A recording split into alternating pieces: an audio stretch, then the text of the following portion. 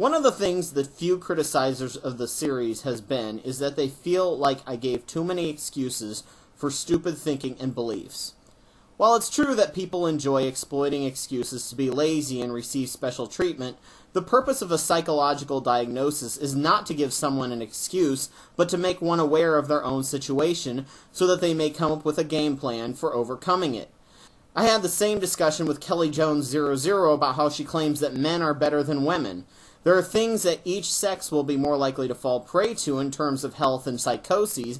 However, knowing that means you can have a game plan to overcome and empower yourself. If psychologists treated knowledge of anything as a special privilege, nothing would ever get done. All new knowledge would be responded with, well, that's just how it is, and we can't do anything about it. Now we have an excuse for what we've been doing for the past 5 centuries, which is yet another form of rationalization that Christians tend to do. In engineering, there are no good or bad attributes. There are bad for certain situations, but no mechanism or trait is inherently bad. Now, a person like Kelly Jones 00 would argue that men and women are bad in some situations and better than others using these arguments. Unfortunately, she fails to comprehend the wonder that is the brain. The amazing thing about the brain is that it can change and constructs can be devised to overcome naturally predisposed traits. Just as math is not something inherent to us, we utilize our ability to memorize and assign symbols to concepts that allow us to very successfully utilize mathematics to gain a clearer and more accurate understanding of our world and universe. The brain can change, adapt, and overcome in ways that would take millennia of generations to evolve genetically.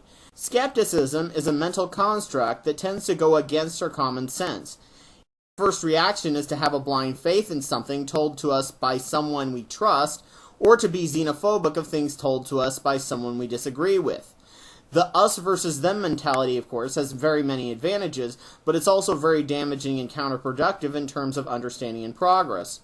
Fortunately, we discovered and crafted the scientific method, which we can now train ourselves to suspend emotional faith or xenophobia of a new idea and let it filter through the scientific method construct to be a standard of what we believe, then let our faith or xenophobia take over. This extra step in our mental process can ensure that if something untrue did happen to get through the filter the first time, we can run our own ideas back through the filter when stated by the person you trust most, you, and the scientific method will have a chance to filter it out again. Without this filter, you would end up being hypocritical in the way you analyze what you believe, as what you have been told by someone you trust may give you warm fuzzies, while something someone else tells you may just sound dumb. If you compare the two said without emotion or preconceived notions, they may both sound equally silly, but with the emotion blinding you to this, you would never know. Now, to claim that all people with stupid ideas are doing so by choice is judgmental at best. Remember, we were not given a handbook of the world, or our bodies, or our minds, as I said in my God is not love video. We as a species have had to pull ourselves up by our own bootstraps, blindly stumbling around, grasping onto one mental construct and clinging to it until our children finally accept the next one that works better. Paradigm shifts tend to come in next generations and not in an individual. We're all in an asylum. Planet Earth is our cell and it's hardly padded. We all have inherently past delusions and confusions about reality. We are the wardens, the pharmacists, the doctors, and the patients. Some use brutal methods and others have learned to use counseling as methods instead, as well as education. As each generation goes by, we will continue to build new mental constructs that will allow us to enjoy this planet and be free of all our delusions. It is possible that if there is intelligent life out there, they know that interfering is a bad thing, and they have to wait for us to figure out our own mental construct system that works best for our species and our planet, for us to all live in peace and harmony with ourselves and the planet before they can contact us. There is misinformation, natural paranoia, and confusion throughout the world. People have been taught not to trust smart elites because they are from the devil. The scientific community tends to make it confusing, and the education system rarely gives them the tools they need to think critically. Something people may fail to understand is that religion is also a set of mental constructs, just like critical thinking is, but it's a much more primitive, and it doesn't really explain reality in logical and unbiased ways.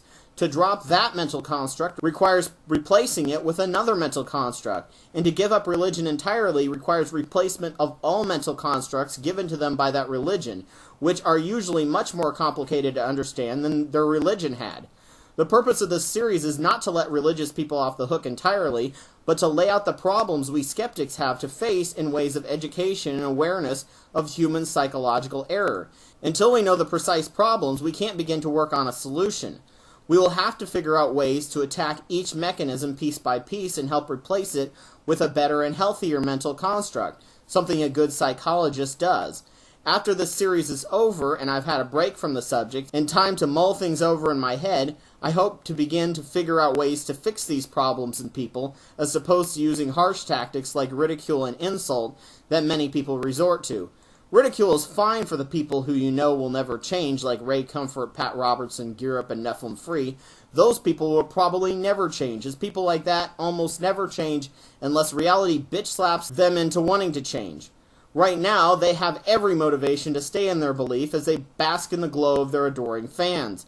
However, using these harsh methods will just be more dangerous on people who have a genuine confusion and ignorance of themselves and the world around them. An ignorance awareness campaign might be useful because the problem with ignorance is you tend not to know what you don't know. While talking with my shrink, I learned all sorts of things that I had no clue that were there, especially when it came to mental constructs such as coping mechanisms. Good education in all fields in a way that people can understand is really the only way we will move forward as a society. We have to use the traits our brain has and engineer new mental constructs that do not cause destruction and suffering on oneself and others. I intend to continue to try and do this.